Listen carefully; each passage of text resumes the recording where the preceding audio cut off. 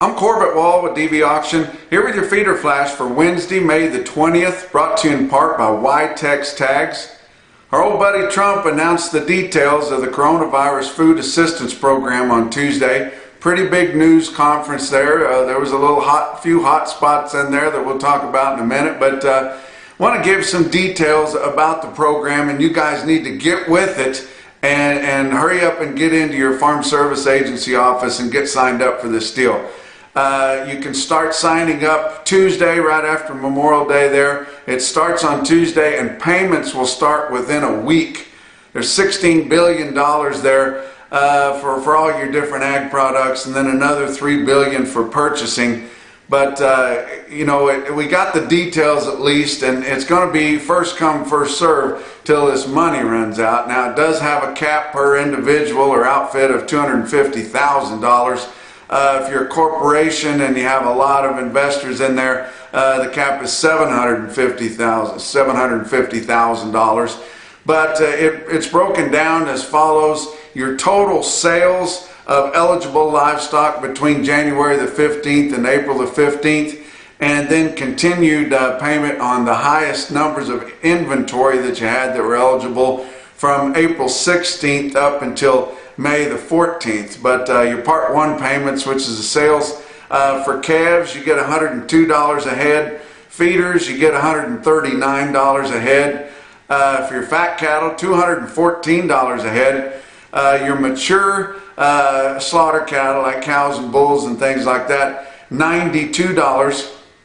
And other livestock, other cattle, $102 per head. And then on your Part 2 payments, your highest inventory eligible livestock, it's $33 a head, all the way down all the different classes. But it's going to help several people quite a bit, especially your small producers that really need that money.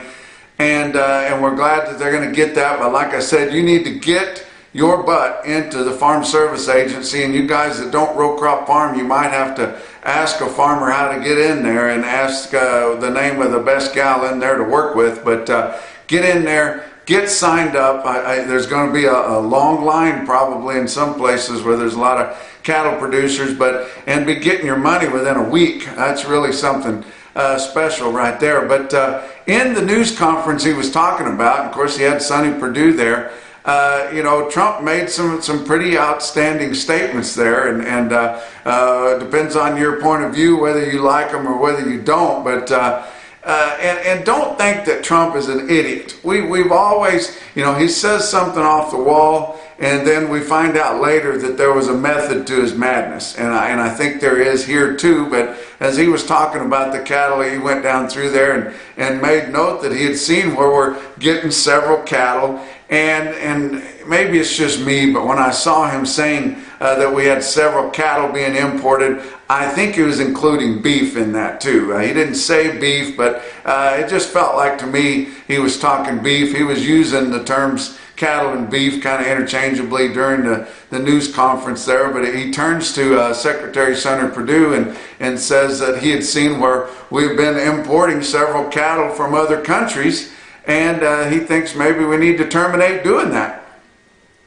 Well, that may go to show you that some information is getting to him that's not being filtered down by NCBA or somebody like that. If he's seeing stuff from the outside, he's seeing some of these statements probably on social media about how people are upset about imported beef and imported cattle too. And most of us that have been in the industry know for a long time you can't just terminate all those deals, especially in North America here, where we interchangeably trade cattle and beef with our northern and southern neighbors regularly. It's part of the way we do business here in North America, but it does give you something to think about. And Trump, we know, is completely all about USA, and everybody else comes second. And so it makes us feel good that he's at least looking at things, seeing things outside of the bubble there, and I know he's got a lot of stuff on his plate that's bigger than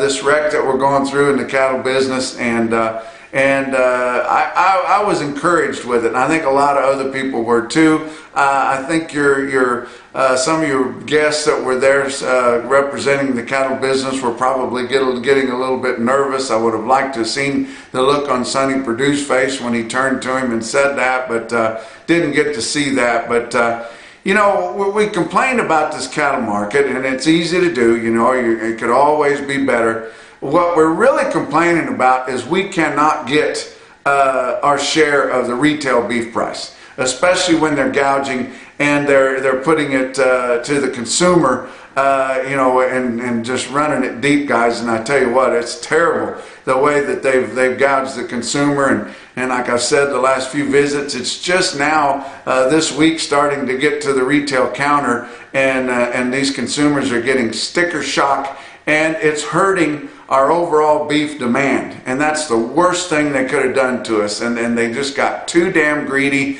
and they just raised it too much. They've started escalating it back quite a bit here in the last 4 or 5 trading sessions of box beef cutout sales there. And it's going to help some, but it kind of held up a little bit here on Tuesday, as it looks like maybe your packers want to keep this cutout value around $4 a pound, while they're paying, and that would be dressed, of course, for a dressed carcass, while they're paying, you know, 180, 190 for dressed cattle. And, you know, doubling their money at least. Sure, they'd like to do that. And but that's what we're really complaining about, is where the cattle people are not getting a big enough percentage of that retail price. And then these hurting the beef demand, which is going to hurt the cattle and beef industry for no telling how long, just because of the greed and the gouging that went on. But you know, we can't really complain about the cattle price. You know, we're selling fat cattle here, and I know that your packers have kind of stepped it up more so than fundamentals really showed that they need to, up to 115, 120 on live fat cattle here. That was just a gift that they did to try to save face and get some of the heat off of them. But you know, before we started seeing the effects of this COVID on the cattle business, we were sitting at 113, and we weren't really excited about holding that going into the summer months. And so likely we probably wouldn't be anywhere near the 115 to 120.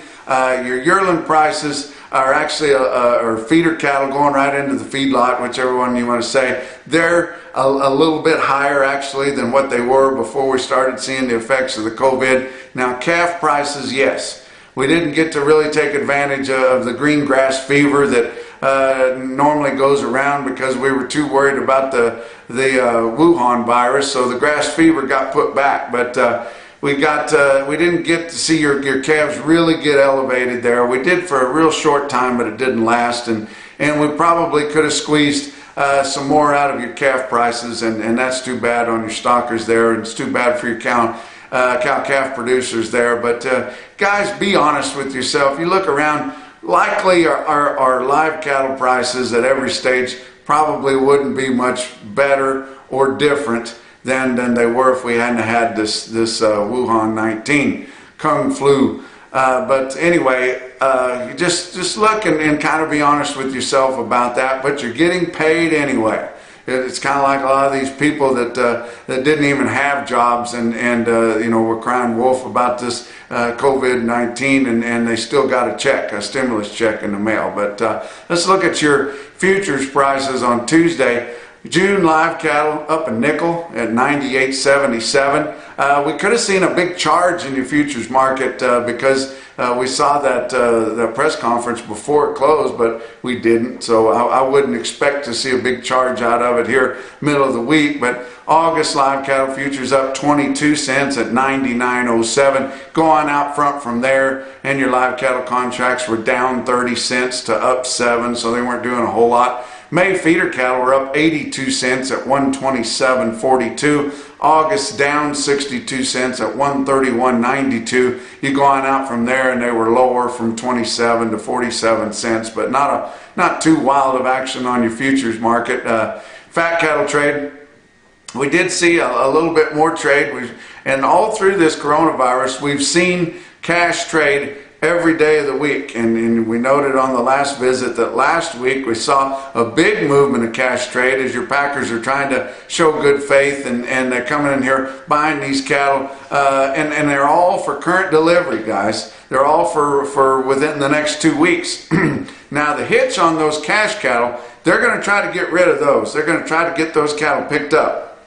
If you can get some cash cattle sold, get them scheduled, and move them, then you're going to be all right. But your cash sellers likely aren't going to let your packers default on the delivery. So if they can't end up picking those cattle up within 2 weeks, guess what? Your packers get to ask if they can put those cattle on feed for themselves. And hopefully your feedlots kind of know how to twist the knife a little bit whenever they do start feeding those cattle for those packers. But your formula contract partners there, their cattle are being pushed back because, you know, what are they going to do? They've kind of got them strapped already. So we've already got a lot of them that were backed up over a month. We've got 1,800 pound plus cattle out there that are being backed up, and we've got over 1 million head of cattle backed up already. But we're starting to get our slaughter picked back up a little bit. Iowa had confirmed sales on Tuesday of about 1,000 head, with dressed sales of steers and heifers from 178 to 190. That was about like it was on Monday. Nebraska, 2,200 head, live sales from 115 to 120. That's way up at the top of the range from last week. And dress sales from 180 to 190. Didn't have any sales confirmed in the southern plains on Tuesday. I want to talk to you about how auctions work. Okay, you've got buyers that need cattle, interested in buying cattle. They come to a cattle auction because the owners and the management have contacted them and give them an idea of what's going to be there. And then the cattle come in, your auction markets, your commission agents, they take good care of their cattle, they merchandise them, they get them in light groups, and then they present them to your buyers that are sitting across from the auctioneer. They weigh those cattle up, and then the auctioneer starts here and goes up, and then the buyers bid on the cattle until they no longer wish to bid on them, until the price gets higher than what they want to pay. That is true price discovery, and that's kind of how that works. It works on fat cattle too, guys. So your best fat cattle market probably in the nation as far as auction, with regard to probably out in Lancaster County, Pennsylvania, New Holland sales stables, vintage sales stables, they've got awful good fat cattle markets out there too. Used to report those markets, but in our mainstream 5-area feeding region, probably our best fat cattle market, and there's a lot of good ones. There's a lot of good ones. Sioux Falls Regional's got a good one. Tama's got a good one. Dunlap's got a good one in Iowa. There's several good ones, but Stockman's Livestock in Yankton, South Dakota, likely is the largest big volume fed cattle auction market. On Tuesday, they had 3,300 head there, and I was watching that market there. And they had cattle, fat finished cattle, showless cattle, and a lot of them carrying a lot of weight to them from 8 different states converge in there. And you think, well, it's not efficient to haul these big fat cattle around and unload them and fool with them and all that kind of stuff. Really? They come right through there. The cattle looked good. They had cattle coming in there from hundreds and hundreds of miles away. The cattle were in good shape. They took good care of them. The guys that were hauling them long haul, they didn't pack them in there too tight. And actually the fill on the cattle was advantageous to the buyers, and they got right in there and bid those cattle up. But they had cattle at Stockman's Livestock in Yankton, South Dakota, from Idaho, Minnesota, North and South Dakota, Iowa, Nebraska, Wyoming, and Texas. Hauled in there, needing to market those cattle, get rid of them. The cattle sold through the ring there from 108 to 113. They had a few drug-free cattle and special deals there as high as 118.75. And that's a way you can market finished cattle. There's a lot of good fed cattle auction all through the Midwest. I mean, I've been talking with some people down here in the Southern Plains on why that wouldn't work. Bring some fat cattle into a facility that could handle them and auction them off to the highest bidder. And if none of your packers or their buyers will show up to bid on the cattle, well, that kind of tips their hand to what kind of guys they are when they're out there buying one little pin at the top of the market and really not buying any at that extreme price to wad a shotgun. It's not helping your weighted average all that much. But, you know, auctioning cattle off is the best way to sell them. And you guys that are sale barn junkies like me, you guys know that, and you can sell all classes that way. You'll never sell them any higher than you can in an auction market, and that includes premium type cattle, program cattle, cattle with bells and whistles, drug-free, natural cattle, whatever. But you're also going to get paid for some cattle that you give a fair weigh up to. And a flesh condition that's advantageous to your buyers. If you give them that, they're going to pay you for that too. And those guys are well versed in what they're wanting, and they'll be able to see them right there in the cattle merchandise for them. And I tell you what, I am just a big proponent of livestock auctions at every level, and nobody will ever run me off of that. Box beef cutout values, I told you they've been sharply lower here the last 4 or 5 sessions, and then seem to kind of shore up here on Tuesday. And maybe they don't want to give all that away. You know, they set those prices, and then however much volume they can move at that is really where your market's at. But choice cuts 409.47 down 548, which is minimal compared to what they've lost here the last several days. Selects at 388.87 down $6. There's really not much select product out there anymore. We're getting these cattle backed up so much now. It's been well advertised. We're going to have all-time record carcass weights for the time of the year and for probably the last half of this year. And as you keep feeding those cattle, and not too many guys that I've heard of, we've heard of a deal or two, but not too many of them just in a holding pattern on their carcass or on their rations there. Most of them are still pushing these cattle because that's what they do. That's all they've ever known, is to push those cattle to gain as much weight as they can possibly gain. And as they do that, the quality grade is going to improve. Quality grade is basically nothing more than sprinkles or marbling of intramuscular fat.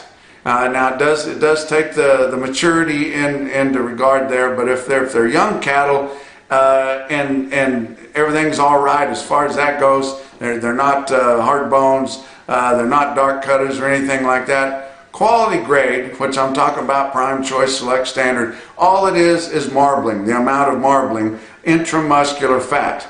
And the longer you feed those cattle, the more of that fat's going to work in there. And people think they don't want fat, but they really do if they want something that's tender and juicy. But your quality grade is going to improve. So we're escalating that well into the 80th percentile on all your fed steers and heifers. That's going to continue to increase. We're going to see all-time record highs in carcass weights and choice and better grade. And I'd like to see how high we can get them. We might get them up to 90%. We'll see. But choice select spread on Tuesday's close on box beef cutouts, $20.60. Another pretty impressive day of movement there as these retail outlets need product to keep filling those shelves. 120 loads of cuts, grinds, and trimmings. Let's talk about your feeder cattle market. Your real-time index on DV auction late in the day on Tuesday at 126.86. You think it doesn't follow your CME cash feeder cattle index? The latest available there was for Monday. It was 126.84. But the 126.86 real-time index was down just 18 cents compared to Monday's close there.